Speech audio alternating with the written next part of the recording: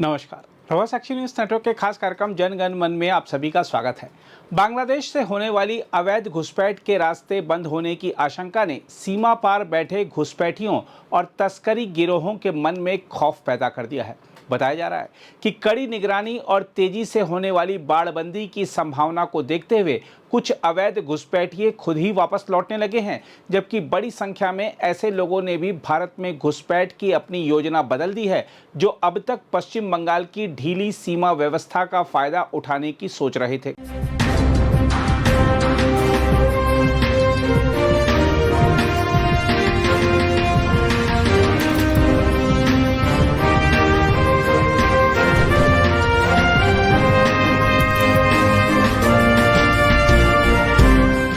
इसकी सबसे बड़ी वजह राज्य में डबल इंजन सरकार का गठन माना जा रहा है, जिसने सत्ता संभालते ही राष्ट्रीय सुरक्षा और सीमा संरक्षण को सर्वोच्च प्राथमिकता देते हुए बड़ा कदम उठाया है। हम आपको बता दें कि मुख्यमंत्री शुवेंदु अधिकारी के नेतृत्व वाली पश्चिम बंगाल सरकार ने सामरिक दृष्टि से अत्यंत महत्वपूर्ण चिकन स्नैक गलियारे में सीमा सुरक्षा बल को लगभग 120 एकड़ जमीन हस्तांतरित करने की प्रक्रिया शुरू कर दी है, ताकि भारत बांग्लादेश सीमा पर बाड़बंदी और सुरक्षा व्यवस्था को अभेद्य बनाया जा सके।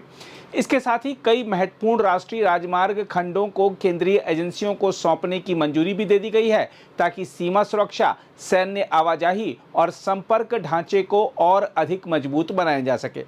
हम आपको बता दें कि चिकन स्नैक गलियारा पश्चिम बंगाल के उत्तरी हिस्से में स्थित वह संकरा भूभाग है, जिसकी चौड़ाई लगभग 22 किलोमीटर है। यही गलियारा देश के मुख्य भूभाग को पूर्वोत्तर के 8 राज्यों से जोड़ता है। यह क्षेत्र नेपाल, भूटान और बांग्लादेश से घिरा होने के कारण रणनीतिक दृष्टि से अत्यंत संवेदनशील माना जाता है। लंबे समय से इस क्षेत्र में सीमा सुरक्षा, सड़क संपर्क और आपदा प्रबंधन को लेकर गंभीर चिंताएं बनी हुई थीं। अब राज्य सरकार के इस फैसले को इन समस्याओं के समाधान की दिशा में एक महत्वपूर्ण पहल माना जा रहा है। हम आपको बता दें कि सीमा सुरक्षा बल को जमीन हस्तांतरण का मुख्य उद्देश्य भारत बांग्लादेश सीमा पर बाड़बंदी कार्य को तेज करना और सुरक्षा ढांचे को मजबूत बनाना है। बताया जा रहा है कि इस प्रक्रिया पर काम तेजी से चल रहा है और नई सरकार इसे सर्वोच्च प्राथमिकता दे रही है। इससे सीमा पार घुसपैठ, तस्करी और अन्य अवैध गतिविधियों पर प्रभावी नियंत्रण लगाने में सहायता मिलने की उम्मीद है। साथ ही सुरक्षा बलों की तैनाती और निगरानी व्यवस्था को भी अधिक सक्षम बनाया जा सकेगा। हम आपको बता दें कि भारत बांग्लादेश सीमा पर लंबे समय तक सीमावर्ती जमीन सीमा सुरक्षा बल को नहीं दिए जाने के कारण कई इलाकों में बाड़बंदी अधूरी रही, जिसका फायदा अवैध घुसपैठियों, तस्करों और आपराधिक गिरोहों ने उठाया। विभिन्न रिपोर्टों के अनुसार पश्चिम बंगाल में भारत बांग्लादेश सीमा के सैकड़ों किलोमीटर हिस्से में बाड़ लगाने का काम भूमि अधिग्रहण और प्रशासनिक अड़चनों के कारण वर्षों तक अटका रहा। इसी वजह से सीमा के अनेक हिस्से खुले और संवेदनशील बने रहे, जहां से अवैध रूप से लोगों की आवाजाही लगातार होती रही। सुरक्षा विशेषज्ञों ने बार बार चेतावनी दी कि खुली सीमा का उपयोग केवल अवैध प्रवास के लिए ही नहीं, बल्कि पशु तस्करी, नकली मुद्रा, मानव तस्करी और कट्टरपंथी नेटवर्क द्वारा भी किया जा रहा है। कई सीमावर्ती गांवों के लोगों ने भी बिना बाढ़ वाले इलाकों में लगातार घुसपैठ और असुरक्षा का भय व्यक्त किया है। इस बढ़ती घुसपैठ का असर भारत की आंतरिक सुरक्षा, जनसांख्यिकी संतुलन और आर्थिक व्यवस्था पर भी पड़ा। सीमावर्ती राज्यों में अवैध बस्तियों के विस्तार, फर्जी पहचान पत्रों के नेटवर्क और तस्करी से जुड़ी गतिविधियों ने सुरक्षा एजेंसियों की चिंता बढ़ाई। कई बार सीमा पार से अपराधियों और घुसपैठियों के हमलों में सीमा सुरक्षा बल के जवानों तथा स्थानीय नागरिकों को भी नुकसान उठाना पड़ा। रिपोर्टों में यह भी सामने आया कि अधूरी बाड़बंदी के कारण सीमा पर तनाव और हिंसक घटनाएं बढ़ी, जिससे भारत बांग्लादेश संबंधों पर भी असर पड़ा। विशेषज्ञों का मानना है कि यदि समय रहते पूरी जमीन सीमा सुरक्षा बल को सौंप दी जाती और बाड़बंदी पूरी हो जाती, तो अवैध घुसपैठ और उससे जुड़ी आपराधिक गतिविधियों पर काफी हद तक नियंत्रण पाया जा सकता था।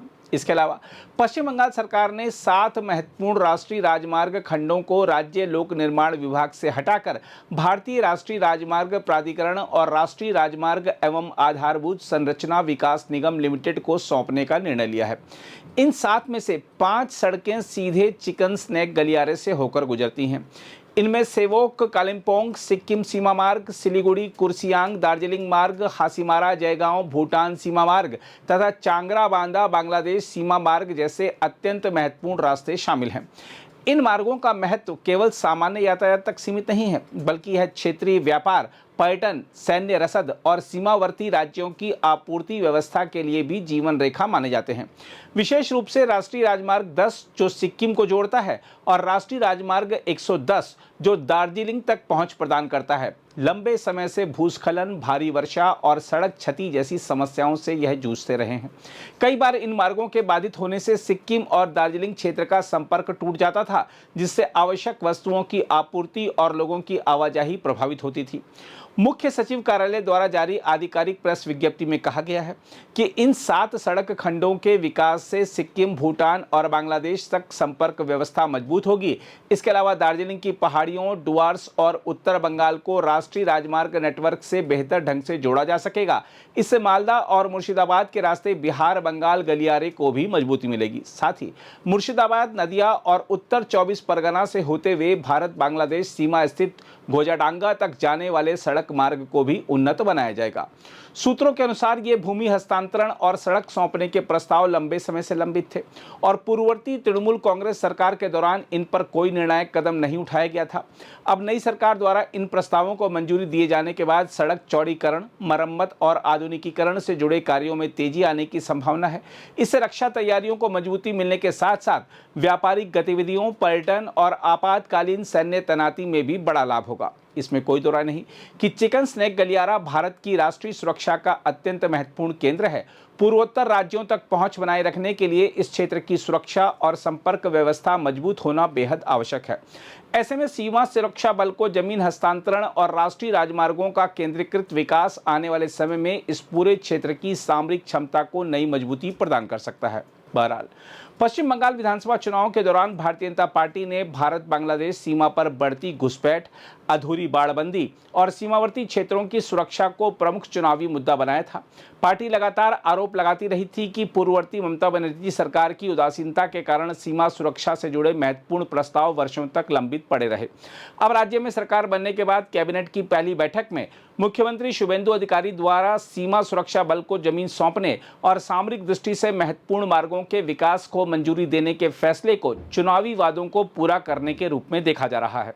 राजनीतिक विश्लेषकों का मानना है कि इस निर्णय के जरिए राज्य सरकार ने स्पष्ट संदेश देने की कोशिश की है कि राष्ट्रीय सुरक्षा और सीमाओं की मजबूती उसकी सर्वोच्च प्राथमिकताओं में शामिल है। खैर, आइए देखते हैं राज्य सरकार के 2 मंत्री दिलीप घोष और निशित प्रामाणिक इस मुद्दे पर क्या कह रहे हैं। हमारे केंद्रीय माननीय गृह मंत्री राजनाथ जी, माननीय अमित शाह बार बार इस सरकार का अपील किया। राजनाथ जी इनके साथ मीटिंग भी की, ममता जी के साथ, जमीन दे दीजिए। पैसा पहले भेज दिए थे, वो नहीं दिए, बोले हम नहीं देंगे, आप ले लीजिए। माननीय अमित शाह जी प्रयास करके 500-600 किलोमीटर का और फेंसिंग बढ़ाए, तो अभी 300-400 किलोमीटर खाली है, जो बॉर्डर बहुत दुर्गम है। तो अभी हमारी सरकार पहले दिन ही माननीय मुख्यमंत्री शुभेंदु जी इसकी अनुमति दे दिए कि 45 दिन में जमीन उपलब्ध कराया जाएगा और बीएसएफ से बात बोला गया, बातचीत चल रही है और जहां बंद था काम फेंसिंग, कल से शुरू हो गया। पश्चिम बंगाल में एक ऐसा कामदार मुख्यमंत्री हम लोगों को मिला, शुभेंदु अधिकारी जैसा। उन्होंने जैसे ही वादा किया वैसे ही कार्य शुरू भी हो गया। उन्होंने कल लैंड एक्वायर करने का बात बोला और आज से वो शुरू भी हो गया। केंद्र को हस्तांतर का कार्य अगले काल से शुरू हो जाएगा और 45 डेज के अंदर पूरे के पूरे 450 किलोमीटर जो एरिया है उसमें फेंसिंग भी लग जाएगा। अगर आप भी लेना चाहते हैं देश दुनिया की तमाम जानकारी तो आज ही सब्सक्राइब करें हमारे चैनल को।